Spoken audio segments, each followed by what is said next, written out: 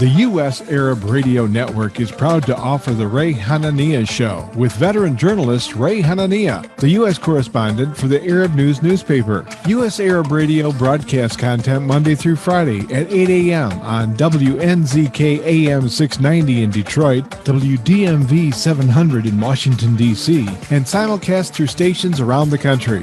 Programs will rerun from 5 till 6 p.m. Visit us on Facebook at U.S. Arab Radio. And we're also streaming live on Facebook.com/Arab News. And good morning, everybody. This is the Ray Hanania Show. I am Ray Hanania here at WNZK AM 690 Radio live in Detroit and WDMV Radio AM 700 live in Washington, D.C. We're also broadcasting, of course, on the U.S. Arab Radio Network and on arabradio.us and live on Facebook. If you're not picking us up in Detroit, the Detroit region, or in Washington, D.C. region, you can always go to facebook.com/Arab News and watch the program in addition to hearing it. We got a great program for you today, Wednesday, June 2nd. 8 a.m. Eastern time. I'm actually in Chicago, and many of our guests are all over the world. It's just the technology is phenomenal that allows us to do this. In segment one, at the start of the show, we're going to be speaking with Frank Kane, the host of the flagship news program for Arab News, Frankly Speaking. It's one of my favorite programs now to watch. He's in his second season. He's interviewed many guests in politics and business during the first season, including the Saudi investment minister Khaled AlFalih and former Prime Minister of Pakistan, Shaukat Aziz. His latest interview, and I'm really interested in this one, talking with him about it, is with the exiled Crown Prince of Iran, Reza Pahlavi. In segment two, at the bottom of the hour, we're going to be looking at the violence in Iran and Iran's upcoming quote-unquote elections, with Ali Safavi, a board member of the National Council of Resistance of Iran, the NCRI. We're talking about the violent regime of the Iranian Mullahs, their oppression, their support of international terrorism, and their drive to build a nuclear weapon in these elections. We're going to get into it and see who's going to be running. I can't imagine an election in Iran. It's got to be crazy. Anyway, I'm Ray Hanania. Again, the Ray Hanania Show. We're going to take a quick break, and we'll be right back right after these messages with our great program. ArabNews.com, bringing you breaking news from across the Middle East and the latest on Arabs in America. Get inside the latest headlines with expert analysis and insights at ArabNews.com. Join over 5 million Facebook fans and over 10 million monthly readers. ArabNews.com. News that matters to you. While we've been staying safe at home, scientists have been on a journey. The destination, a COVID-19 vaccine. This journey began decades ago with research into other coronaviruses. Scientists built from there with months of research and development, cooperation with other experts worldwide, and clinical trials on tens of thousands of volunteers of diverse race, age, and health status. They arrived at a safe, effective vaccine, and hundreds of thousands in Michigan have already been vaccinated. But the next step is ours. We need to get the vaccine when we can. Keep wearing masks correctly and taking precautions until we reach our destination, freedom from COVID-19, and getting back to the lives we love. Discover the facts for yourself at michigan.gov/COVID vaccine. A message from the Michigan Department of Health and Human Services. Life is a nonprofit charity that's provided humanitarian aid and development to people and communities for over 25 years, regardless of race, color, religion, or cultural background. When disaster occurs here or around the world, Life for Relief and Development rushes in to provide food, medical aid, and shelter to those in need. Please help improve these efforts. Make your tax-deductible donation to Life now at lifeusa.org or call 248-424-7493. Ziyad brand. Quality products from our family to yours. Ziad Brothers Importing offers the finest quality products, including brands like Sultan, Kraft, Nestle, Hook, Rico Picon, Donna, and many more. Ask your retailer to carry these fine products because you deserve the very best. For more information, visit our website at www.ziad.com. That's www.ziad.com. Ziad, quality products from our family to yours.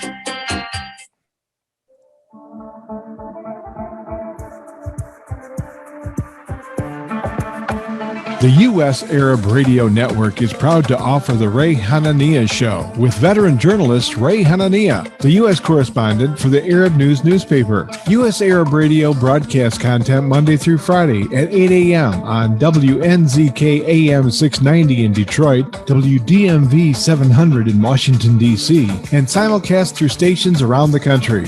Programs will rerun from 5 till 6 p.m. Visit us on Facebook at U.S. Arab Radio. And we're also streaming live on Facebook.com/Arab News.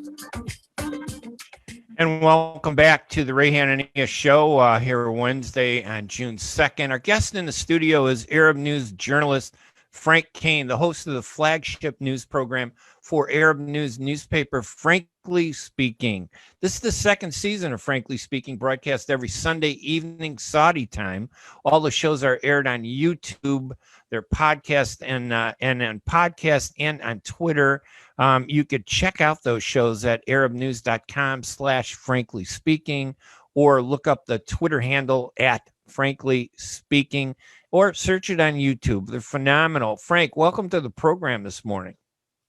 Hi, Ray. How are you? I'm doing good. It's always good to see you. I was privileged to meet you when I was in the Gulf, but geez, it's been 2 years.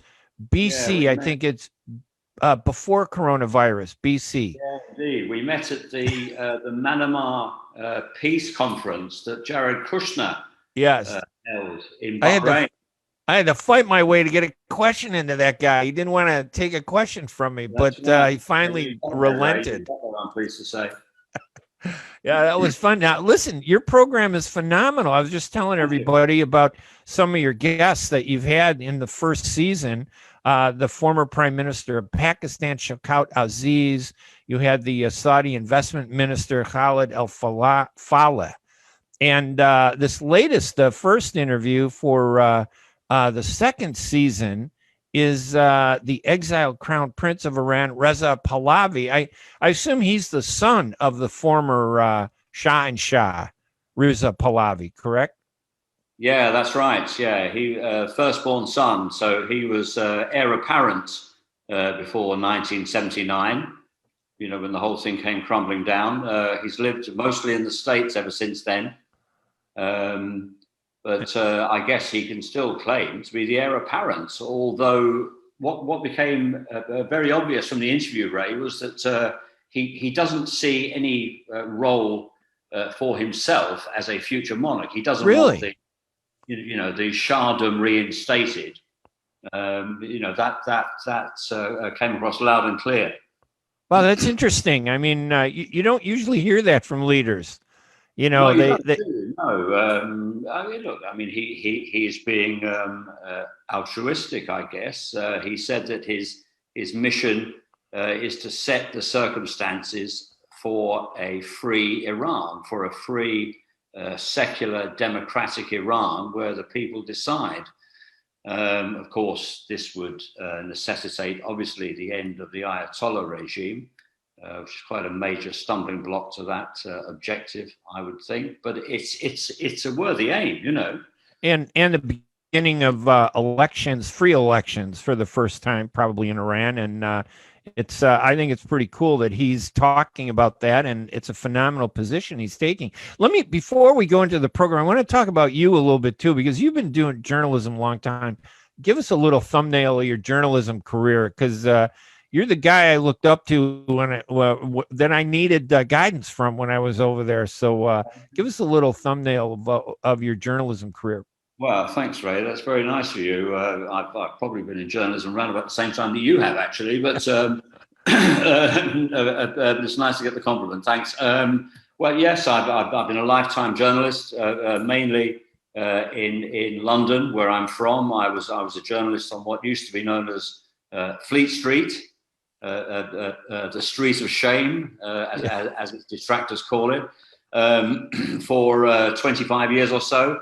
I came to the Middle East in 2006 or thereabouts, and I've made a whole new life and a whole new career here, and it really has been an interesting place to be. Living in the UAE, working for the UAE, and now for Arab News of Saudi Arabia. So I travel quite a lot to Saudi Arabia. I was there last week, actually, for the first time in 15 months. So, you know, a bit of on the ground in Riyadh experience last week again. But that's me, lifetime journalist. Yeah, and that's what makes your program, frankly speaking, so interesting, because you have the experience. You know how to do an interview. You get guests, not just run-of-the-mill guests, but, you know, former leaders, business leaders, business CEOs, government leaders in and out of government that have been inside there. What was your most interesting interview that you did? We got some clips we'll play, but I'm interested. What was your favorite interview that you've done during season one? Yeah, sure. Look, I must pay tribute to the team who helped me pull this all together. You know, this one show by any means. You know, people all chip in with this. You know, this is real teamwork. In terms of, I think the best interview in season one was with Khaled AlFalih, who you mentioned, the Saudi investment minister. He is well known in the US because he used to be Saudi energy minister and also chairman of Saudi Aramco, the oil company. So he is very well known in the USA indeed. And I was particularly excited to get him on because it came just after the Saudi government announced that in future regional companies, the local branches of multinational corporations in this region would have to be headquartered in Riyadh in Saudi Arabia if they wanted to do business with the Saudi government. And this was quite a controversial thing at the time. And he came on and he explained, you know, in very considered, careful terms what this meant. And I think it kind of reassured people, but it also demonstrated the Saudi government's determination to attract investment and the big multinational names to the kingdom. So I think that was probably the most important one I did. The most interesting one I did, I believe, was with the founder of BioNTech, which was the other half of the Pfizer-BioNTech organization that has developed the first vaccine, Uhur Şahin, who is a German of Turkish descent, who, in fact, you could say that he invented the first vaccine for COVID-19. Wow. And he was very inspirational indeed. And he signed off by telling me that he wanted his next mission in life was to use the same chemical, medical processes that he developed behind the COVID vaccine to find a cure for cancer. And I thought that was, you know, just inspirational, really. And we have a clip from your second season. Your first show is with Reza Pahlavi, the exiled crown prince. Let's play that clip, and then let's talk about it. So let me do this here. This is always technology. You got a whole team of people helping you, Frank. I got to do this from my computer here. All right. No, here it goes. All right. This is your first clip. I have 3 clips. This will be the first one we'll show here. Hang on one second. There we go. Today, I think after 40 years, Iranians have learned their lesson. It is sad that we had to experiment with theocracy. But then again, when I think of Europe and the medieval times, and the Inquisition, Enlightenment and the period of Renaissance came as a result of, at the time, a Christian theocracy, and this time it's the Islamic kind. It's the Islamic Inquisition that Iran is now at the end of the tunnel coming out. And in that sense, a separation between what religion is and what governance should be is becoming more and more clear and asked for by my fellow compatriots, particularly today's generation who has much more access to information and analysis and study and debate, fortunately, with the help of technology and social media. Yeah, that, hang on here. Let's get that. There you go. That was a good clip. What was the context of what he was talking about? I think the question was whether the theocracy, the theocratic regime of the Ayatollahs in Tehran had changed the DNA of the country irreversibly during their 40-odd years in power. This was his very eloquent response, I thought. What was interesting, bringing it back and comparing it to medieval Europe, which hadn't occurred to me, I must admit. To the Spanish Inquisition, the European Inquisition in the 16th century, and it was quite enlightening, really, to think of what Iran is going through as that kind of equivalent, and an Islamic Inquisition. I thought it was a very good analogy. And it backed up his central point, really, which was that he sees the way forward as a secular, democratic Iran. And those two words have to go together in this context. It has to be secular, it has to be democratic, and that was his message.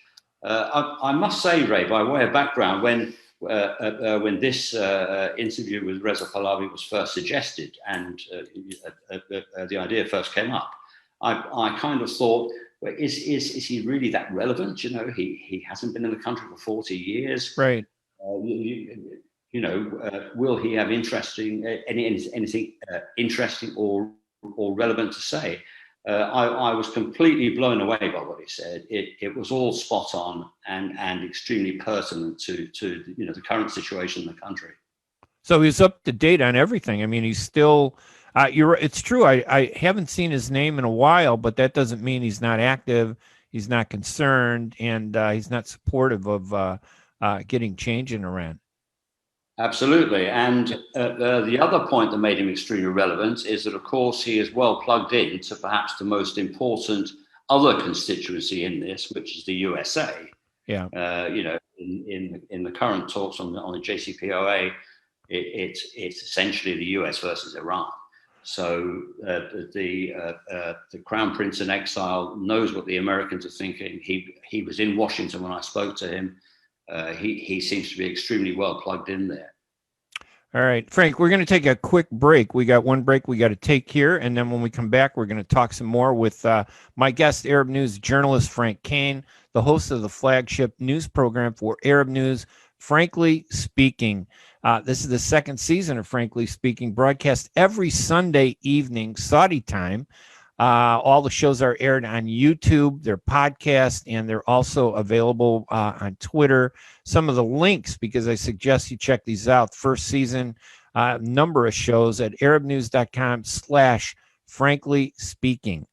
Easy enough to find there. And Twitter handle is @frankly speaking. And of course, if you like YouTube, you can go there and search Frankly Speaking. You will find all of the season 1 episodes and this latest episode that we're going to be continuing talking about with my guest, Frank Kane, when we get back right after these messages.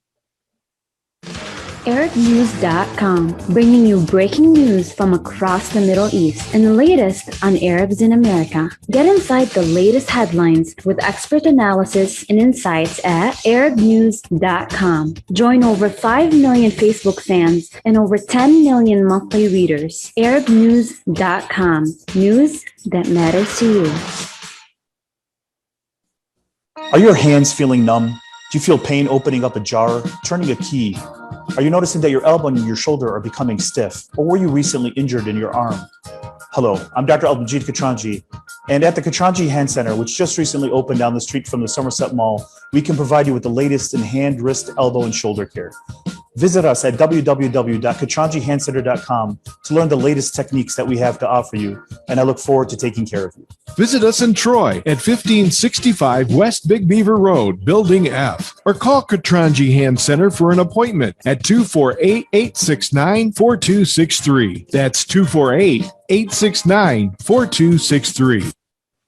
When you're looking for the best in optical care, Dr. Imad Nakash is your doctor to see. With years of experience and thousands of successful procedures performed, you can trust your eyes to Dr. Imad Nakash. See Dr. Imad Nakash and his professional staff for your eye care needs. There's 2 locations to serve you. In Hazel Park, call 248-336-3937. 248-336-3937. In Rochester Hills, call 248-299-3937. That's 248-299-3937.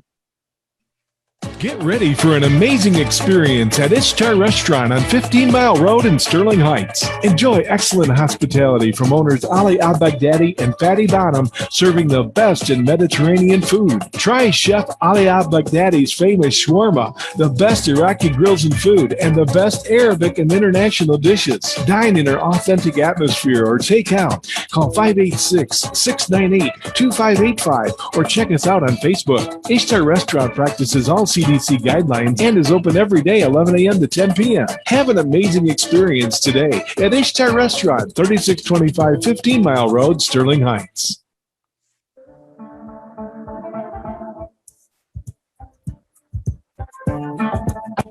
The U.S. Arab Radio Network is proud to offer the Ray Hanania Show with veteran journalist Ray Hanania, the U.S. correspondent for the Arab News newspaper. U.S. Arab Radio broadcasts content Monday through Friday at 8 a.m. on WNZK AM 690 in Detroit, WDMV 700 in Washington, D.C., and simulcast through stations around the country. Programs will rerun from 5 till 6 p.m. Visit us on Facebook at U.S. Arab Radio. And we're also streaming live on Facebook.com/Arab News. And welcome back to the Ray Hanania Show. It is Wednesday, June 2nd, and we're on the line with our guest, Frank Kane, the host of the flagship news program for Arab News, Frankly Speaking. Stay tuned, too, later when we're done with this segment. We're going to be speaking and looking at the violence in Iran and Iran's elections with Ali Safavi, a board member of the National Council of Resistance of Iran. And we'll take a look at those elections, what's coming up. But Frank has been interviewing many guests on his program, Frankly Speaking. Season 1, just phenomenal. And you want to watch those programs at arabnews.com/frankly speaking. You can watch them online and check out the Twitter account at Frankly Speaking. Very easy to find you, Frank, all over the place. Great programs. We have a second clip that I'll play. This is Reza Pahlavi, your guest from your first segment that we were just talking about, giving advice, I believe, to the Biden administration. Whoop, that's not what, okay. All right, hit the wrong button there, Frank. It happens. Yeah, it does. Too many buttons here. That's all right. All right, let's go to this second clip and play this. There we go. In particular with Saudi Arabia, should you ever come to power or the system that you advocate come to power, how would you see future relationships with the kingdom? Well, as I said, look at the way the relationship was before the revolution. When King Faisal of Saudi Arabia passed away, there was a 7-day mourning period in Iran, even more than the Saudis themselves. That's the extent of what the relationship was. Had it not been for the role Iran played, you would not have had Camp David and the peace between Sadat and Begin that started the process between Egypt and Israel, and many other examples that I can cite for you. That means that it's the people haven't changed, the regime has. And as a result of it, its negative impact in the region.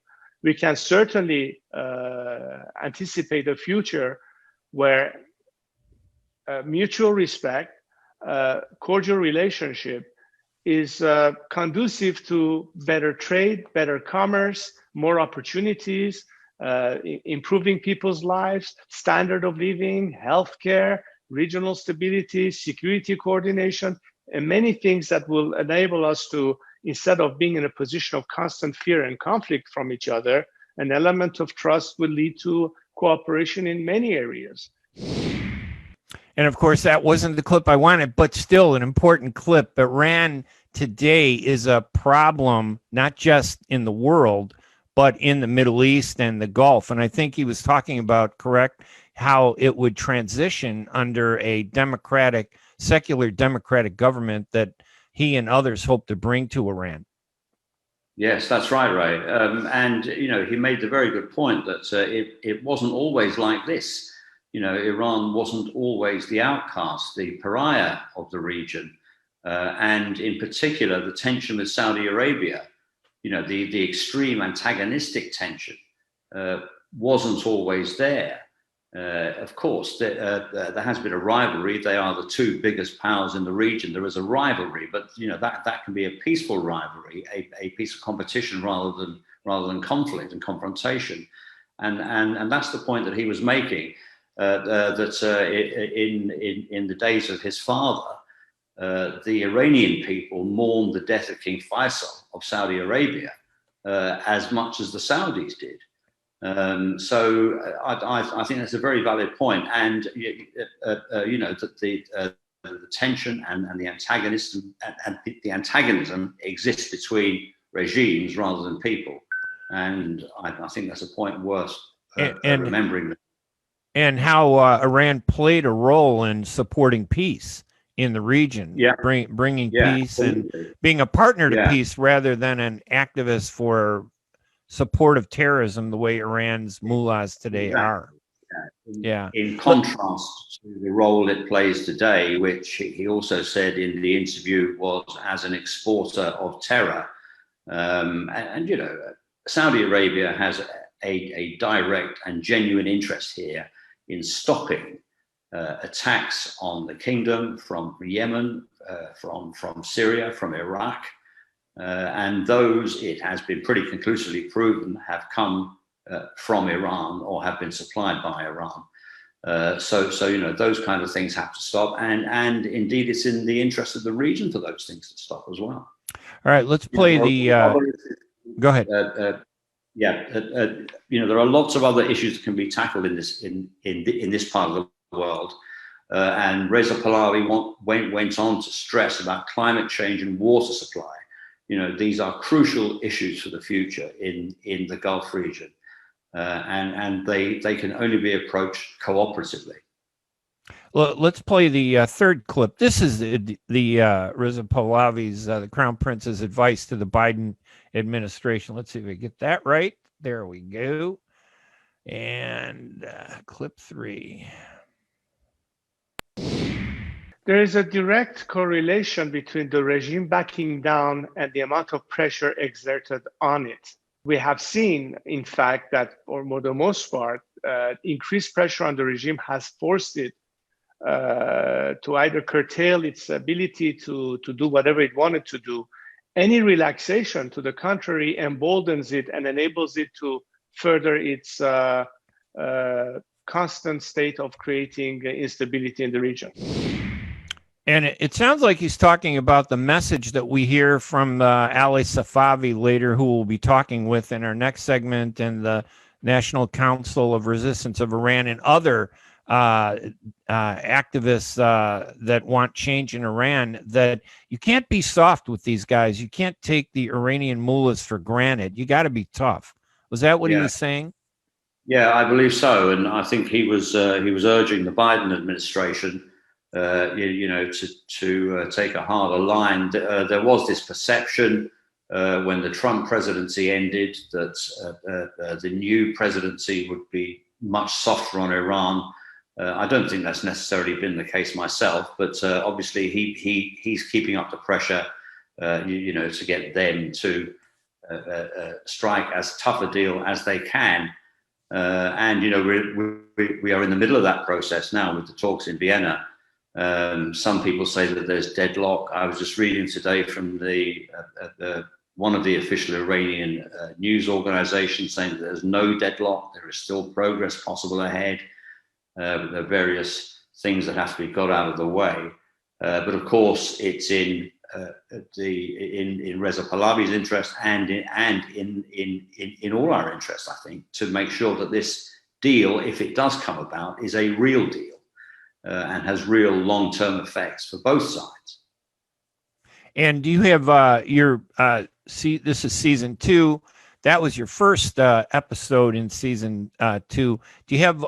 Can you announce who your next program is going to be this Sunday, or is that still Jad going to get my producer Jad and Max? They're going to get mad at me for pushing you to blow the whistle on the surprise. I can't really spoil the surprise, but I'll tell you, it's the business head of a huge multi-billion-dollar organization who has interests expanding from China to San Francisco, all around the world, including the Middle East, and who is an extremely interesting man indeed.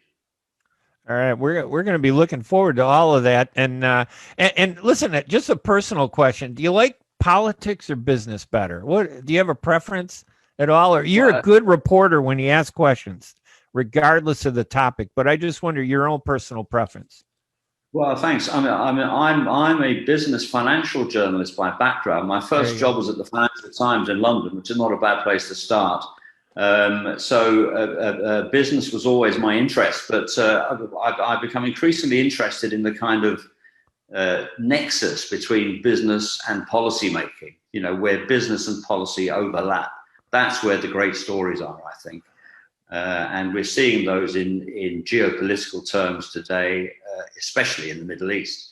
We have the oil business here, which makes the place go around, but it's also a global business, affects everybody in the world. So that's an economic story, but here it is highly political too, because it makes everything else run. Well, I won't forget how you introduced me a number of years ago in New York at the Bloomberg Financial Forum that he hosted every year. You introduced me to Mike Bloomberg, and I got to do that interview with him. It's a very fascinating story. Absolutely. I mean, Mike Bloomberg, kind of sums it up, doesn't he? A businessman who became extremely political. That's the kind of story that gets me. That really grabs me. Yeah, and he asked me about my journalism. I said, you know what? I applied to work with you guys, and you missed your chance. Arab News grabbed me. He goes, I'm going to see what I can do. I said, no, I'm happy over there. Okay, thanks, Mike. But he's a great guy. Too late, Mike. It's too late. No, thanks. All right, this is Frank Kane, and I'm telling you, got a great program. The host of the flagship news program for Arab News, Frankly Speaking.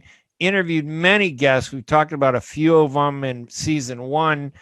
He's now into season 2. He just completed an interview with the exiled Crown Prince of Iran, Reza Pahlavi. We saw a couple of clips of that in our program this morning. But you want to check this out. This program is every Sunday. So his next program will be this Sunday, and you can watch it at arabnews.com/frankly speaking. I love the handle, Frank. I'm telling you, it's great. The Twitter handle, by the way, is Frankly Speaking. So easy to know, so easy to remember. It's much easier than the Ray Hanania radio show. Although I like it. It just said, "Hi, this is the Ray Hanania radio show. I'm Ray Hanania." It seems kind of redundant to say all that, but your program is perfect, Frank. I must say, somebody else came up with that idea. So I'm sure the person knows who he is. Credit where it is due. Yes, he does. All right, Frank, listen, thank you for joining us here on radio in Detroit and Washington, D.C., and the U.S. Arab Radio Network. We're going to help get the word out about your program to get more people in the U.S. to connect with the people in the Middle East and see what's going on over there. Thank you, Frank. Thanks, Ray. Great pleasure. Let's do it again. We will do that. All right, we're going to take a quick break here at the Ray Hanania Show. Brought to you live by Arab News at arabnews.com on the U.S. Arab Radio Network. We're broadcasting live on WNZK AM 690 in Greater Detroit and WDMV AM 700 in Greater Washington, D.C. Streamed live on Facebook, facebook.com/Arab News, and also at arabradio.us. I'm Ray Hanania. When we come back, we're going to be talking with Ali Safavi, a board member of the National Council of Resistance of Iran, and he's going to dig deep into some of the issues and what's coming up in the Iranian elections. We'll be right back right after these messages. ArabNews.com, bringing you breaking news from across the Middle East and the latest on Arabs in America. Get inside the latest headlines with expert analysis and insights at ArabNews.com. Join over 5 million Facebook fans and over 10 million monthly readers. ArabNews.com, news that matters to you.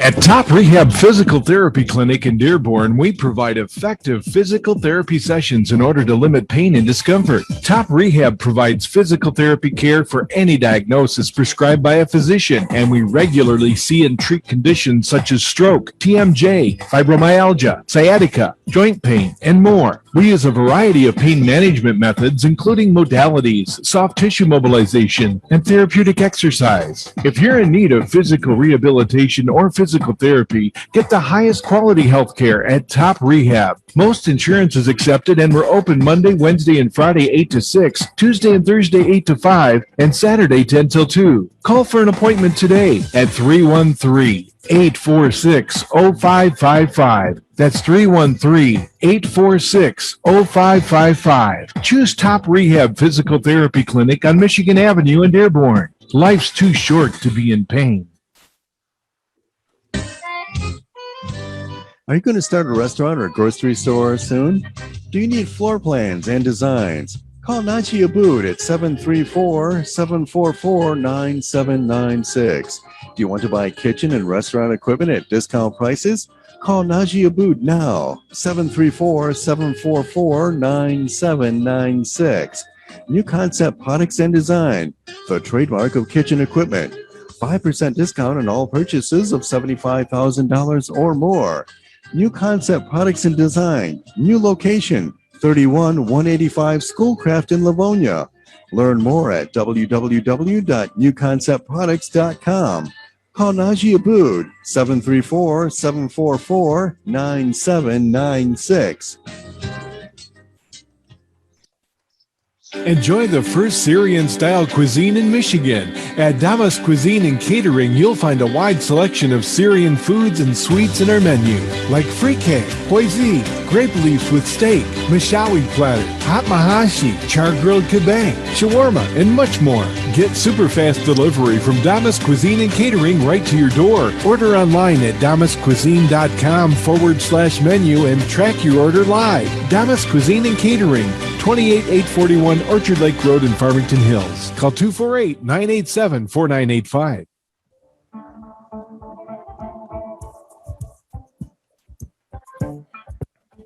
The U.S. Arab Radio Network is proud to offer the Ray Hanania Show with veteran journalist Ray Hanania, the U.S. correspondent for the Arab News newspaper. U.S. Arab Radio broadcasts content Monday through Friday at 8 a.m. on WNZK AM 690 in Detroit, WDMV 700 in Washington, D.C., and simulcast through stations around the country.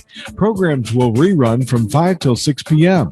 Visit us on Facebook at U.S. Arab Radio. And we're also streaming live on Facebook.com/Arab News. And welcome back to the Ray Hanania Show, Wednesday, June 2nd, broadcasting live in Detroit and Washington, D.C., and online at ArabNews.com, Facebook.com/Arab News.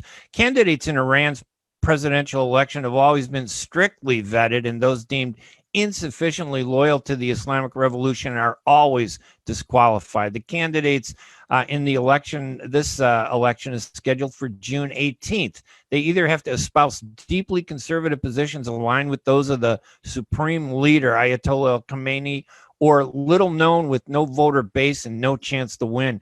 I think one of the candidates whose name I keep seeing coming up is Ibrahim Raisi. I think he's the current judiciary chief, quote unquote, appointed by Khamenei, who has a long history of involvement in human rights violations. He lost, I think, in 2017 in a surprise victory by the outgoing president, Hassan Rouhani. Helping me to understand all of this and to look closely at Iran is Ali Safavi, a board member of the National Council of Resistance of Iran, the NCRI, the place I go when I want to understand what's happening in Iran. Ali, thank you so much for joining us this morning on radio in Detroit and Washington. Well, first of all, thank you very much, Ray, for inviting me, and thank you for that kind introduction. I'm delighted to be on your show and looking forward to a very good conversation. Tell us about the election. I mean, when I hear the word election, I have no sense that there's any credibility to it, but let's just go through the motions, I mean, of whatever this is going to be. June 18th, what actually happened? Well, absolutely, you're correct. Elections in Iran have never been about a democratic process where the people of Iran can express their views freely. It is, in one short term, a travesty. It is neither fair nor free. A vetting body, the Guardian Council, with 12 members, 6 of whom are appointed by the Supreme Leader, and 6 others are appointed by the Judiciary Chief, who is himself appointed by the Supreme Leader, vet all the candidates. And of course, as you said at the start of the show, whoever becomes a candidate must prove their heartfelt allegiance and practical loyalty to the Supreme Leader. And this year, there were 592 candidates all total. Out of those 592, the Guardian Council eliminated all but 7. And interestingly, this year, some of the most loyal cronies of Khamenei were also disqualified. Someone like Ali Larijani, who was the parliament speaker for 12 years. He was the secretary for the Supreme National Security Council. He was the Minister of Culture. He was the head of the State Radio and Television. He is an IRGC Brigadier General. And so there was no question as to where he lies politically. Nevertheless, given the current state of Iranian society, an explosive society, fearing that even the most minute divergence of opinion with the way he wants to rule Iran and pursue his policies outside of Iran, Khamenei directed the Guardian Council to eliminate even Larijani. And of course, as you said, the favorite candidate or his favorite candidate is Ibrahim Raisi, who is dubbed by the Iranians as the henchman of 1988 because of his role in the massacre of 30,000 political prisoners in Iran. So in a nutshell, the elections is not about the expression of popular vote. It is basically determined by the internal balance of power within this regime. And it's clear they're afraid of what could happen. What would happen if they had an open democratic election? What do you think would happen in Iran if an election where no one was vetted, any people could run, and the people of Iran actually had the freedom to vote for who they wanted? What do you think would happen?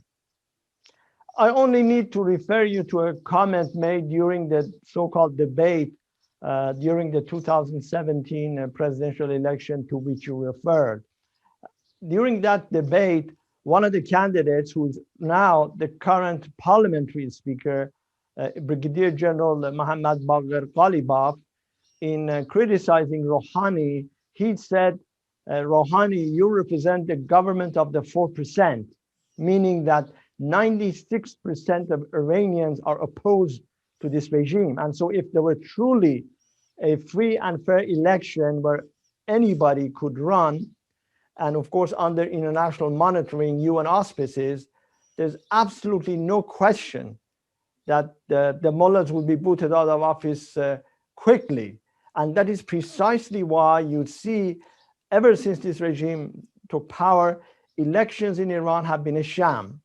And as you said, only those who have proven their loyalty and their allegiance to this regime can run. And ironically, everybody who runs for election, the prominent ones, I mean, all of them have been in one way or the other at one time or another officials of this regime. So there's nobody new, and each and every one of them have been involved in making all of the decisions that we have seen this regime make, both when it comes to internal repression, executions, arrest, torture, or its foreign policy, its meddling in the Middle East region, its support for proxy terrorist groups, and of course, its pursuit of nuclear weapons and its ballistic missile program. So that is why you see now tremendous momentum within Iran today by Iranians calling for the boycott of the sham election. And of course, taking the lead in this campaign are the MEK's supporters and resistance units that have been engaging in a 2-month-long campaign all over Iran, posting placards, writing graffiti on walls, posting pictures of the resistance's leadership, calling on Iranians not to vote. And of course, there have been ample videos coming from Iran where people go on camera, risking their lives, and say, there's no way we're going to vote. And their vote, they say, is the overthrow of the regime.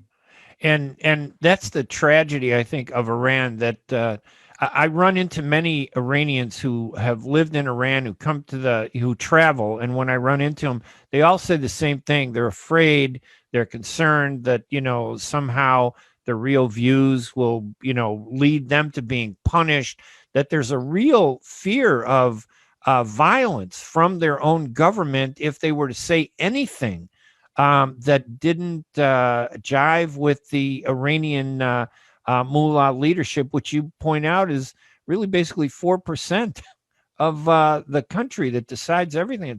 That's got to be a horrible place today to live. What's it like for people in Iran, the reality of it? Well, of course, it's a horrible place to live. The economy is bankrupt. About 70 to 80% of Iranians live below poverty line. There is an army of the hungry.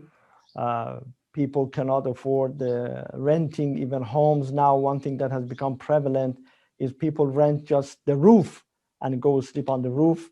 People are selling body parts to make ends meet, like corneas, kidneys. Recently, there was a video that showed a man calling a buyer and saying, I want to sell my heart. And the person on the other side of the call said, well, if you sell your heart, you're no longer going to be alive. And he said, that doesn't matter, but my wife and children are going to survive. And so life is really tragic and miserable for Iranians, both in terms of their basic living standards. Just look at the coronavirus pandemic in Iran right now, based on the latest tally of the NCRI, from various sources within Iran, 303,000 plus Iranians have died because of COVID so far, which per capita is by far the largest number of deaths in the world. And of course, the regime is giving a much lower figure of 80,000, which is a lie. And so in that sense, yes, life is bad. But I think that on the positive side, I think Iranians are determined as never before to bring down this regime. Case in point, you saw the nationwide uprising in 2017, December. You saw the uprising in January of 2018, and then there was the nationwide uprising in November of 2019, in which people rose up in 200 cities, and the regime was able to overcome it only by murdering 1,500 protesters. Wow. In cold blood. But it has been unable to stop the growth and the rise of opposition to this regime. And that is precisely why Khamenei had no choice other than to engage in contraction, close ranks, because he knows that an uprising is sort of simmering under the ashes, waiting to erupt at any given time. And that explains why you see that Khamenei literally ended a theatrical game that he was playing of so-called moderate versus the hardliners. Now he says, no more of that. Only we are going to be in charge. And that is why you saw such a drastic purge of any candidate who might have expressed a divergent view with him. And I'm sure there'll be another uprising, and because it sounds like that's really the only way that things are going to change in Iran, to remove these tyrants that are just horrible. The violence, the going back to 1988, they want to, their solution to political dissidents is to massacre 1,800 people. That's it's just hard to, to believe something like that, to wrap your head around it. It's terrible. What can the Americans do? What can President Biden, maybe not just President Biden, but any American president, the American people, what can we do to help bring about that change so that the people of Iran are finally free? Well, I guess the first comment is that the task of overthrowing this regime rests singularly on the shoulders of the Iranian people and the organized resistance movement that is growing as we speak, has gained tremendous traction and appeal within Iranian society. And they are quite capable and willing to basically provide the kind of sacrifice that is needed to bring down such a murderous regime. That said, I think now is a day of reckoning for the international community, because as you know very well, for 40 years, Western countries, the US included, have appeased this regime with a false narrative that by offering political concessions, economic concessions, they can strengthen the so-called moderates, illusory moderates within this regime. Now that game is over. So the world community, Western democracies, have to ask themselves a simple question. Are they willing to deal with a regime whose president has done nothing but executions in the past 41 years? Raisi became a prosecutor at the age of 19. He didn't even go to university. He didn't even finish seminary school. All that he has done through 41 years of his adult life has been issuing death sentences for dissidents. That he was a key member of the Death Commission in 1988 in Tehran, where 30,000 were massacred upon a fatwa by Khomeini, the founder of the regime. And Khamenei put him in charge, wants to put him in charge, precisely because he wants to suppress any form of dissent. So in that sense, as I say, the international community has to ask itself, are we going to deal with this man? Are we going to shake his bloody hands? You know that Raisi is in two sanctioned lists of the Treasury Department in the US and the European Union list for violations of human rights. So that's the key question.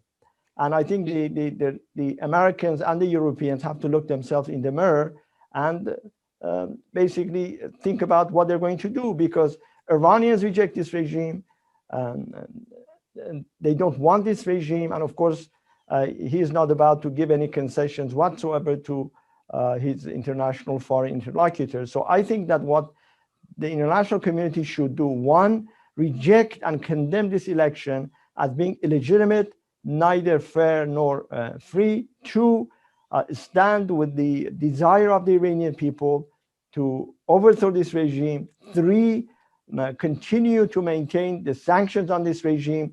Don't throw any lifeline to the mullahs, because they will use those concessions to not only suppress the people of Iran, but also to foment chaos and instability in the region, as we are seeing today in Yemen, in Lebanon, in Iraq, in Syria, all over the place.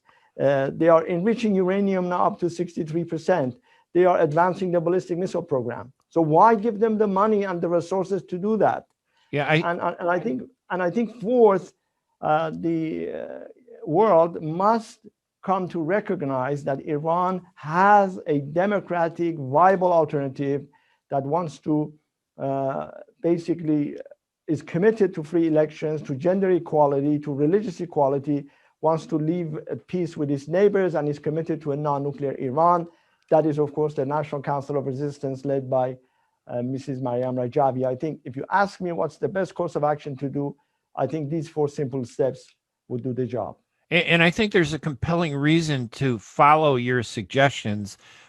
This drive that any government that has an agency called the Death Commission and a judge that does that, it's just shocking.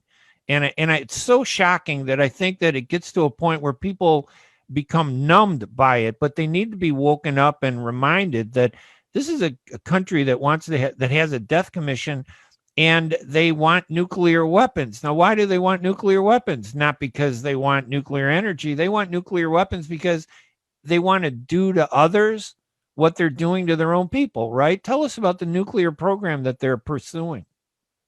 Well, of course, as you may know, the mullahs concealed their nuclear weapons program for 30 years. Ironically, it was the NCRI that blew the lid off that program back in 2002 and triggered the involvement of the International Atomic Energy Agency and, of course, subsequent United Nations Security Council resolutions. In the past 30 years, we have made 80-some revelations of different sites, programs, projects of the regime dealing with nuclear weapons. And there's no question that the mullahs are not going to abandon this program. Recall that when the JCPOA was signed in 2015, the Obama administration said that it will block Iran's path to a nuclear bomb. Well, here we are in 2021, and the Iranian regime is far more advanced in its weapons program than it was in 2015, because the regime views nuclear weapons as a strategic guarantee for its survival. Because if it gets its hand on nuclear weapons, of course, it can exert its hegemony on the rest of the region. Khamenei has said time and again, look at Libya. Libya handed over its nuclear program, and of course, look what happened to Muammar Gaddafi. And look at Iraq. It didn't have nuclear weapons, and look what happened to Iraq. And they say, look at North Korea. And the West is not doing much to deal with North Korea because North Korea has nuclear weapons. So they think that if they do get their hands on nuclear weapons, they can deal with the regional countries from a position of strength, and they can blackmail the international community into giving concessions to them. So as such, we think that any attempt to lift the sanctions on the regime would be not only to the detriment of the Iranian people, because the windfall of that lifting of sanctions won't trickle down to Iranian people. Right. Iranians are far poorer now than they were in before 2015. Right. Secondly, all the money that they get will go to finance and arm and fund their proxy groups in the Middle East region. Yeah, and Ali, of course, this deserves so much more time because it's such an important topic. We only have a few minutes left, but what's the most important thing in a minute that you can say to the American people to remind them about how important it is that they pay attention to this issue, that they support what you are trying to do at the National Council of Resistance of Iran, the NCRI? What would you say to them? Well, I would say since 1979, when the mullahs usurped the leadership of a popular revolution and came to power, the Middle East has not seen peace. It has only seen death and destruction. It has seen sectarian violence. And of course, it had seen the proliferation of weapons of mass destruction and ballistic missiles. I would say to them that it is in the interest of not only the Iranian people, but also the people of the Middle East, and by extension, global peace and security, that this regime is overthrown, even if it means one day sooner, because peace and tranquility will return to the Middle East only and only when a democratic, secular republic is established in Iran. And that's a demand that the Iranian people have. In their chants in the January 2020 protest uprising, they were chanting, death to the dictator, be it the Shah or the leader, meaning the supreme leader. So Iranian people don't want the past, which was the case with the monarchic dictatorship. They don't want the present. They want a future, a democratic and free future where they can determine their own destiny. Thank you, Ali. Ali Safavi, what's your website, Ali, if people want to get more information? They have to go to www.ncr-iran.org. Ali Safavi, my guest. So honored to have you on the program.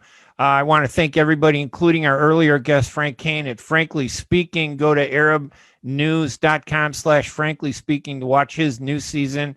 Ali, thank you so much for joining us. I look forward to speaking with you again. And to everybody in Detroit, Washington, D.C., and online, thank you for watching the program. Have a great day, everybody. Bye-bye.